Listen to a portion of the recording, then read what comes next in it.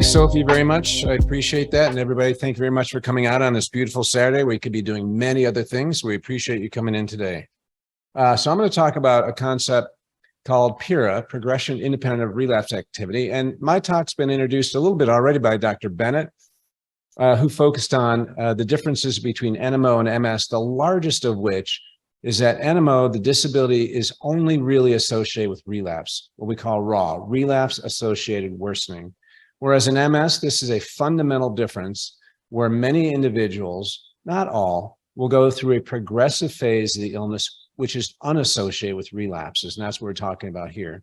In addition, it was partly introduced by Dr. Alvarez when he started talking about the diagnostic considerations of MS. When we think of sort of the lifetime continuum of MS from maybe that very first dot on the brain scan, and is that really MS or not? Does it eventually become MS? We're actually doing studies for that. And if you're interested, we have our research personnel out in front. We're doing 2 studies that are really linked together, RISE and DREAMS. The adult version is called RISE, Risk Factors in Early MS. And the pediatric component down to age 10 is called DREAMS. But they're both fundamentally looking at first-degree relatives who are asymptomatic, but have a first-degree relative of somebody with MS. And we're checking brain scans, drawing a bunch of blood, and doing what we call a bioscreen, environmental screen, about risk factors that could be relevant, things like exposures, where did you grow up, what's your diet like, to try to get an idea of what are those very, very earliest signs on MRI scan, and what way we could predict the progression into MS, because as Dr. Alvarez noted, the earlier you get there, the better off we are, because even with RIS, which is radiologic isolated syndrome, individuals who have an MRI that's abnormal with no symptoms, you can already see signs of brain shrinkage. And that AI slide he showed really showed that we can sort of push everything back at least 5 years from first symptoms. Do we want to intervene then? And so our study is trying to get at that. So if you have siblings or children who are between ages 10 and 30, we'd be interested in having them participate. And there are my disclosures. So ultimately, the therapeutic goal is really lifelong brain and spine health. And both of those are important. And I tell patients very frequently, I care a lot about what happens in the short run, but I really care what you look like when you're 70. And in a big sense, for many years, for over 50 years, and this paper was from 1983, the classic Kurtzky scale of disability MS, we've been using the so-called EDSS, Expanded Disability Status Scale. And then more recently, we have a patient-derived version that's called the PDDS, Patient-Determined Disease Steps. And this is just a 10-point scale. It is actually 7 subscales you make one number into, and the numbers are listed here, and they show what can be some progression of disability over time. One movement of 1 point on this scale is often considered to be important, and so we use that as an outcome measure in what we do. And so I'll mention EDSSs a lot, but I'll talk about a lot of the deficiencies of EDSS and the limitations of EDSS as well.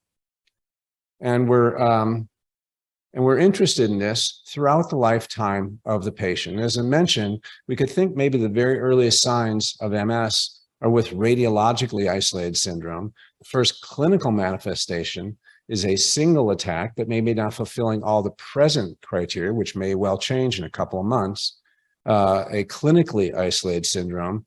To those who have relapsing forms of MS with recurrent disease activity, and then also later, people have what we typically refer to as progressive MS. And the manner of which we think about these phenotypes, that is how they present clinically, has evolved and changed over time, so that now it's really been recognized that there's more of a mishmash. It's not like you either have relapsing MS or progressive MS, but they're sort of all linked together, and you can have overlap. You can be stable, you can have progressive MS, but maybe with superimposed relapses or not. And so it's been clear for a little while clinically that that is the case. And this has evolved further into this concept of progression independent of relapse activity, as I'll show you here. So the old paradigm was that young people had relapses and older individuals had progressive MS. And we know that this is a distinction that does have some matter to it, in the sense that relapses with the presently available therapies are pretty easily controlled.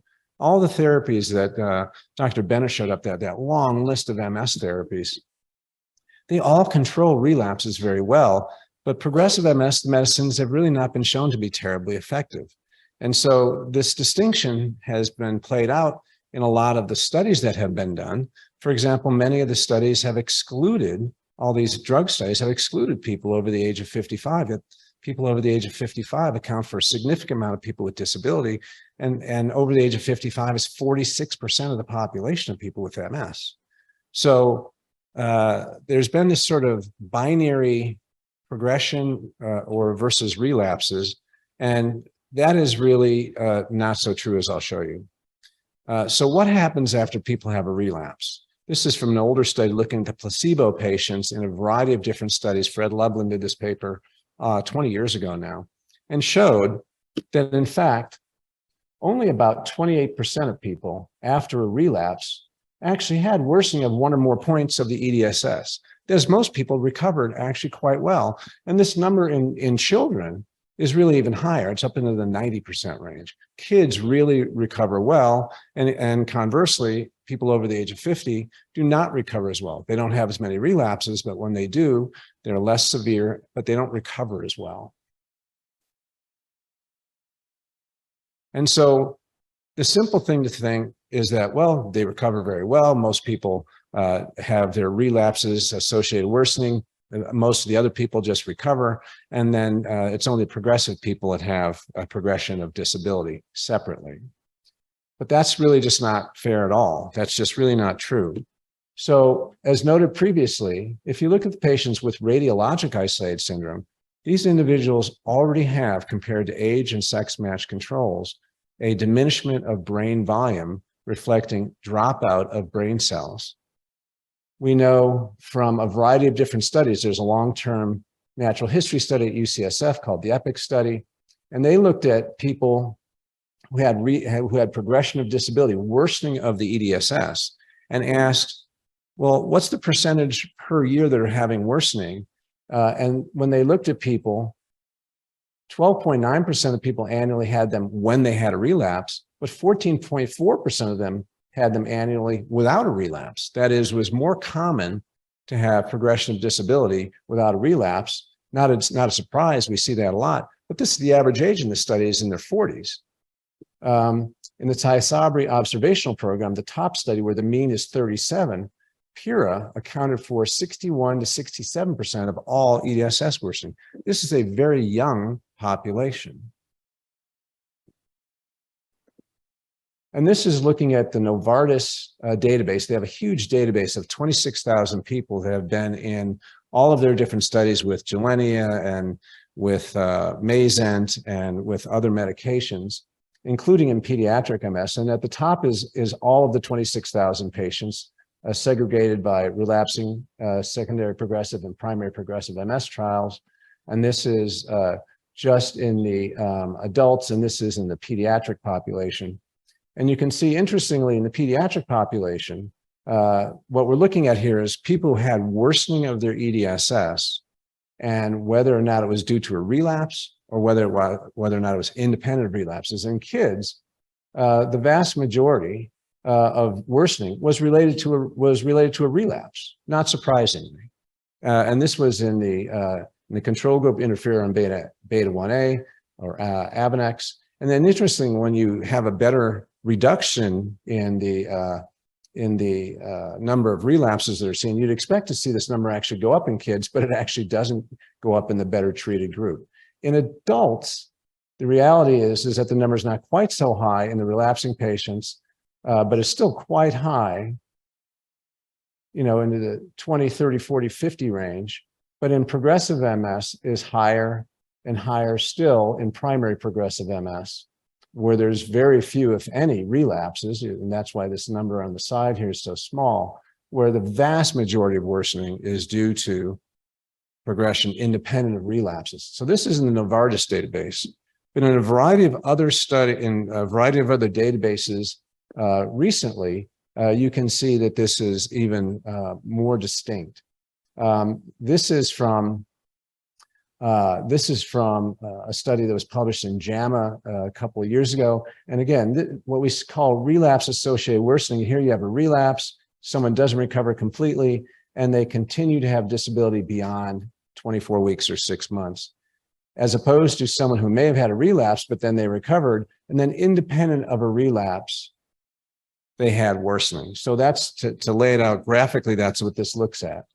And so this looks at the events in this study, which is the ocrelizumab OPERA studies versus interferon beta 1A, in this case, Rebif. And these are individuals where the average age is about 37 when they're in the trial. So these are younger patients. And what they showed, looking at disability worsening seen at 3 months or 6 months, and using, in this case, a composite study, not just the EDSS, but looking at also worsening of time 25-foot walk. And Dr. Maniago told us about how important walking was. Also, 20% slower on a 9-hole peg test, which is an upper extremity function test where you literally move a peg from one board to another. And when you use this composite score, you actually get a much higher number of people who have worsening of disability because you're counting multiple different things and calling them all disabling. But the important part is that if you look in the interferon beta 1A or in the ocrelizumab, both at 3 months and at 6 months with regard to the worsening, that the amount of worsening due to relapse, the raw, is very low in all of these groups, extremely low. Whereas when you look at progression independent of relapse activity, it accounts for the vast majority of individuals with worsening. And this is, again, in a younger population. You're saying, well, wait a minute, these people are having relapses. These people don't have progressive MS. They're young. They're 37 years old. But the reality is that they are having slow worsening over time. Now, not everybody is. You know, the number of people who worsen over about 2 years is only up to 30 to 35%. And that's in the interferon group, and even less in the ocrelizumab group, because ocrelizumab is a better drug. But the ones who do progress have progression that is due to not associated with relapses. And here's what the oratorio study shows as well. The oratorio study was ocrelizumab in primary progressive MS versus placebo. Here's the 96-week period on drug. There's a slight difference between placebo and ocrelizumab, and so it was approved for primary progressive MS based on the small difference, especially at 120 weeks. When they looked at EDSS only, they only showed about a 25% or so number of individuals who progressed on ocrelizumab. But interestingly, when they added 25-foot time walk, that number went up to 38% with ocrelizumab and 55%, again showing that if we look at other measures, not just the EDSS, that we actually have a more significant amount of people who are actually progressing over time. And the average age in this group was about 44.6 years, and almost all the progression was due to progression independent of relapse activity, because in fact, this was a primary progressive MS group. They never had relapses before they went into the study.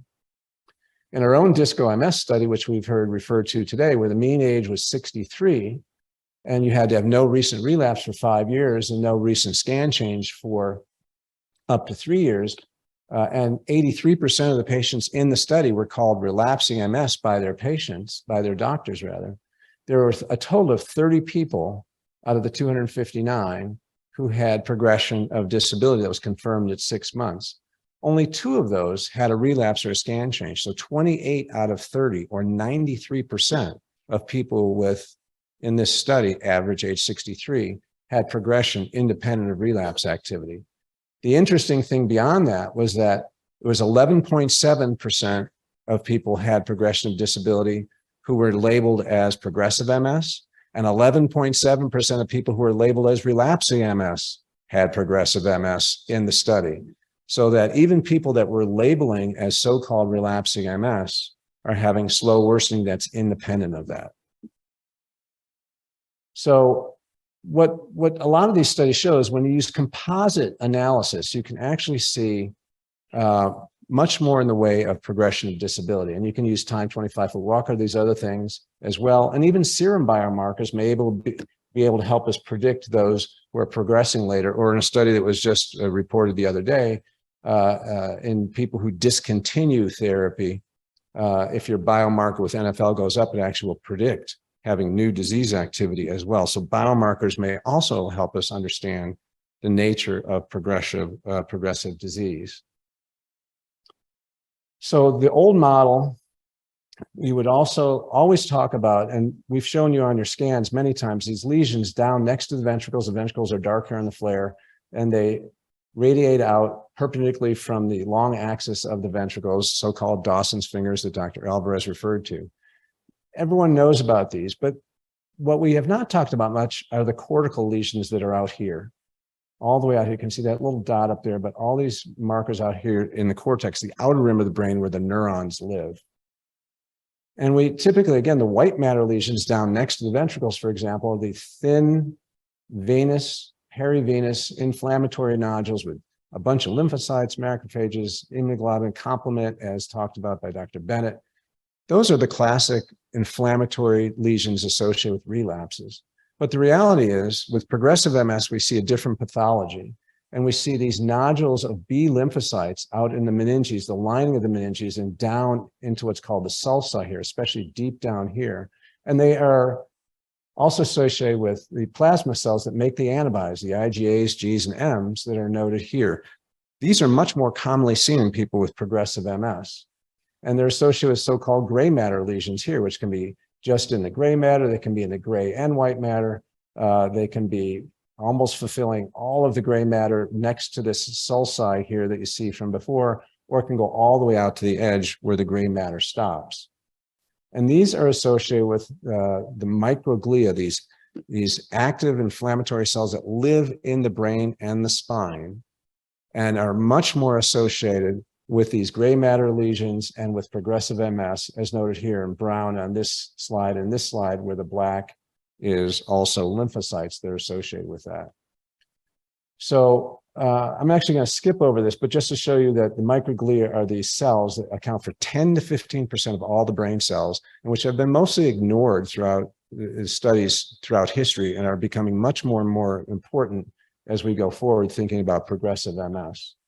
And so here's one model from Dr. Ransohoff, used to be at Cleveland Clinic, and looking at what we think of as relapsing MS and this outside in, or the concept that the area on the outer rim of the brain has white blood cells, T lymphocytes, there are immune-based cells, there are autoimmune T cells, as well as the B cells that are circulating throughout here. Some of those then come out into the white matter. You have this very inflammatory lesion around the vein, and you then have the microglia and macrophages have this rim that goes around them, forming that rim lesion that Dr. Alvarez talked about. And we think of this as the acute relapsing pathology. With progressive MS, it's a very similar phenomenon, except for the B cells are actually lining and staying in around the gray matter in association with all these changes that are in the meninges, the lining of the brain down into the sulci here. And you get these large pearls or paramagnetic rim lesions that don't have this inflammatory core. And these are more chronic lesions and are definitely associated with progressive MS. So that the pathology is different. And the medicines that we presently have are very good at treating this and not so good at treating this.